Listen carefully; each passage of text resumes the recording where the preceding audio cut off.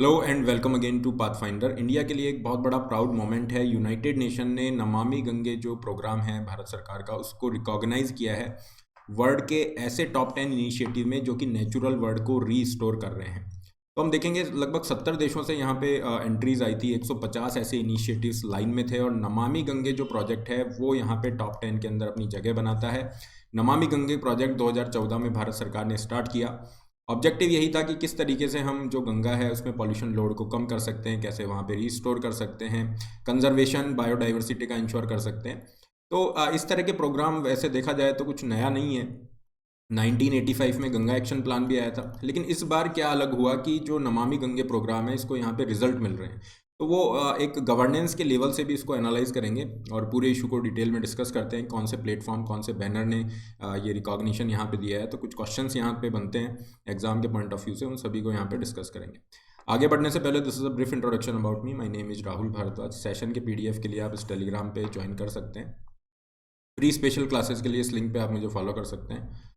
इसके अलावा अकेडमी से आप जुड़ सकते हैं जो आपको ऑप्शन देता है कंप्लीट प्रिपरेशन का, और यहाँ पे अभी 40% तक ऑफ आपको दिए जा रहे हैं। Use the code RB Live to get these discounts. जहाँ तक गंगा की बात करें तो गंगा रिवर को ही क्यों यहाँ पे हमने पहले पिक किया, या फिर इतने सालों से, इतने दशकों से क्यों गंगा को क्लीन करने की बात हो रही है, तो आप कह सकते हैं हम कि गंगा जो है इंडिया की लाइफ लाइन है। लगभग 40% इंडिया की पॉपुलेशन, 50 करोड़ से ज़्यादा लोग गंगा जो रिवर बेसिन है उसके अंदर रहते हैं।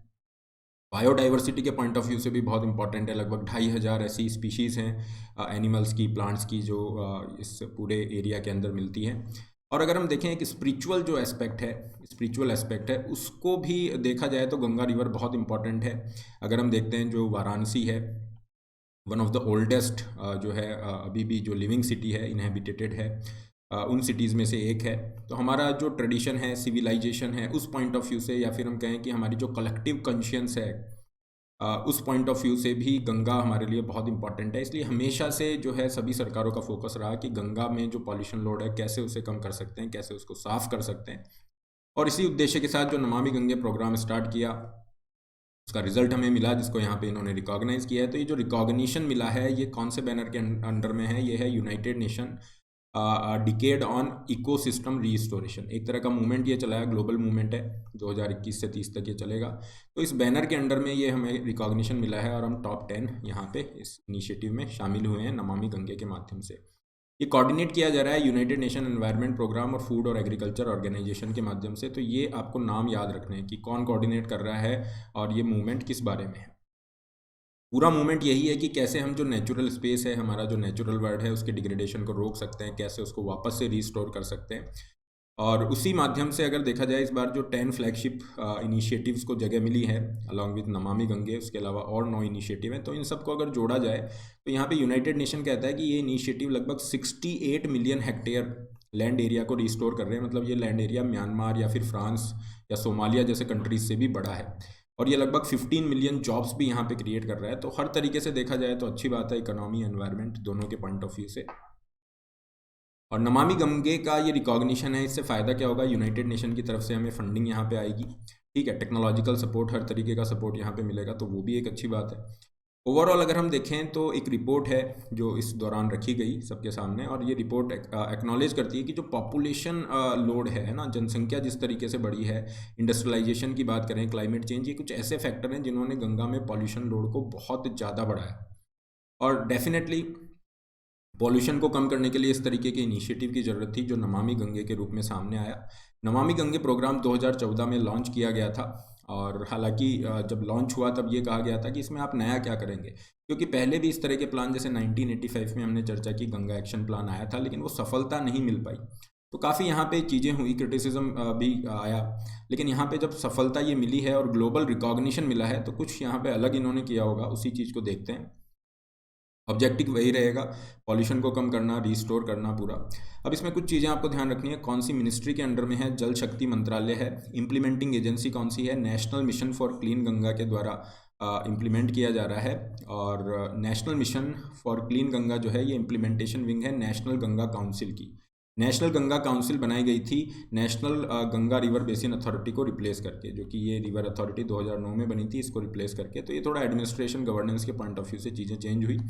लेकिन ये ऐसे फैक्ट हैं जो प्रीलिम्स के लिए इंपॉर्टेंट है, आपको ध्यान रखने हैं।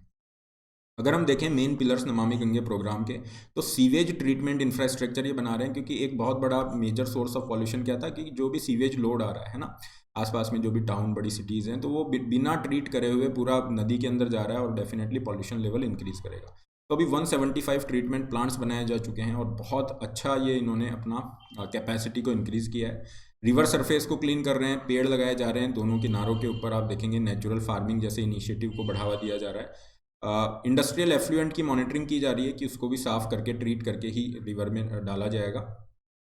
बायोडाइवर्सिटी प्रोटेक्शन है, रिवर फ्रंट डेवलपमेंट है, पब्लिक अवेयरनेस यहाँ पे क्रिएट की जा रही है under this Ganga Namami Gange programme. अब यहाँ पे बात करें तो देखिए बहुत एक इम्पॉर्टेंट चीज़ सामने आएगी कि ये जो नमामि गंगे प्रोग्राम है, सभी प्रयास किए गए, लेकिन इसको जन आंदोलन के रूप में जो है एक पीपल्स मूवमेंट के रूप में डेवलप करने का प्रयास किया। और इसके अंदर जैसे अर्थ गंगा जैसे इनिशिएटिव है, उन्होंने बहुत ज़्यादा हेल्प की। अर्थ गंगा इनिशिएटिव में क्या होगा, आप क्या कर रहे हो, सोशियो इकोनॉमिकल जो एस्पेक्ट है उनको भी जोड़ रहे हो, है ना, रिवर कंजर्वेशन के या पॉल्यूशन को कम करने के इनिशिएटिव से। तो गंगा के माध्यम से लोगों को कैसे लाइवलीहुड अपॉर्चुनिटीज़ दी जा सकती हैं, उस पर काम हो रहा है। गवर्नेंस को इम्प्रूव करने के मॉडल पे काम हो रहा है।